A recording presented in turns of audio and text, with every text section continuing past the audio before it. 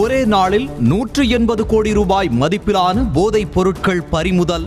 ரயில் நிலையம் மற்றும் குப்பை தொட்டியில் கைப்பற்றப்பட்ட போதைப் பொருட்கள், வசமாக சிக்கிய தம்பதி என தமிழகத்தில் அதிர்ச்சி அலைகளை ஏற்படுத்தியிருக்கிறது இந்த போதை கடத்தல் சம்பவம்.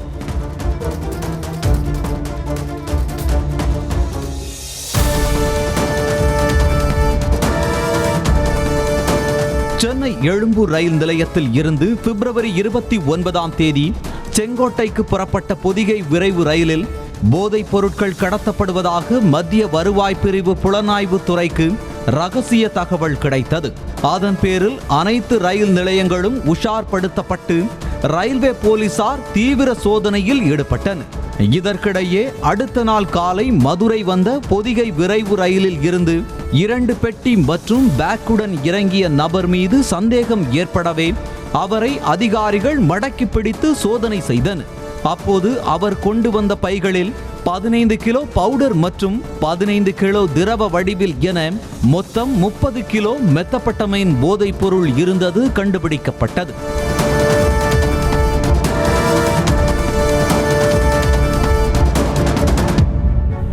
இதனையடுத்து மத்திய வருவாய் புலனாய்வுத்துறை அதிகாரிகள் அவரை மதுரை ரயில்வே பாதுகாப்பு படை காவல் நிலையத்தில் ஒப்படைத்தனர். அவரிடம் ரயில்வே போலீசாரும் மத்திய வருவாய் புலனாய்வு இயக்குநரக அதிகாரிகளும் சுமார் 6 மணி நேரத்திற்கும் மேலாக கிடுக்குப்பிடி விசாரணை நடத்தினர்.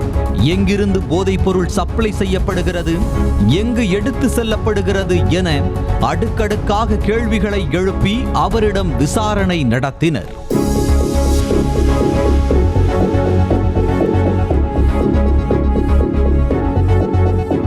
முதற்கட்ட விசாரணையில் சென்னை கண்ணதாசன் நகர் பகுதியைச் சேர்ந்த பிள்ளமன் பிரகாஷ் என்பது தெரிய வந்தது.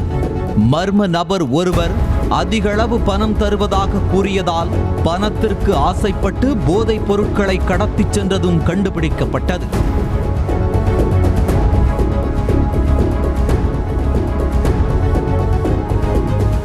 தொடர்ந்து அதிகாரிகள் விசாரணை நடத்தியதில் சென்னையில் உள்ள தனது வீட்டிலும் மெத்தபெட்டமைன் போதைப் பொருளை பதுக்கி வைத்திருப்பதாக பிள்ளமன் பிரகாஷ் கூறியுள்ளார். இதை கேட்டு அதிர்ச்சி அடைந்த அதிகாரிகள் உடனடியாக சென்னையில் உள்ள அவரது வீட்டில் சோதனை நடத்தினர். ஆனால் தனது கணவன் கைது செய்யப்பட்டதை அறிந்த பிரகாஷின் மனைவி மோனிஷா அதிகாரிகள் வருவதற்கு முன் வீட்டில் வைத்திருந்த போதைப் பொருட்கள் அனைத்தையும் அருகில் இருந்த குப்பை தொட்டியில் வீசியுள்ளார்.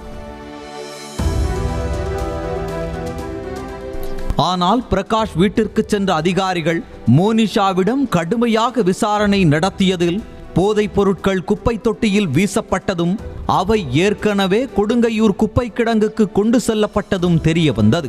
இதனால் டிஆர்ஐ குழுவினர் உடனடியாக குப்பை கிடங்கிற்கு சென்று அங்கு தீவிர சோதனை நடத்தினர். அப்போது 3 பாக்கெட்டுகளில் வெள்ளை நிற படிக பொருள் அடங்கிய 6 கிலோ எடையுள்ள மெத்தபெட்டமைன் போதைப் பொருளை அதிகாரிகள் பறிமுதல் செய்தனர்.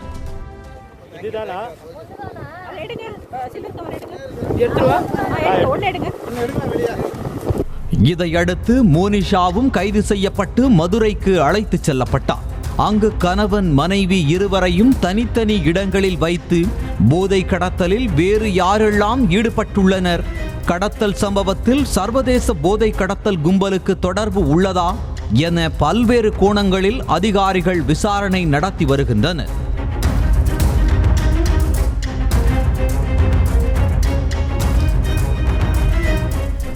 இந்நிலையில் நேற்று ஒரே நாளில் மட்டும் சென்னை மற்றும் மதுரையில் 180 கோடி ரூபாய் மதிப்பிலான போதைப் பொருட்கள் பறிமுதல் செய்யப்பட்டிருப்பதாக அதிர்ச்சி தகவல் வெளியாகியுள்ளது.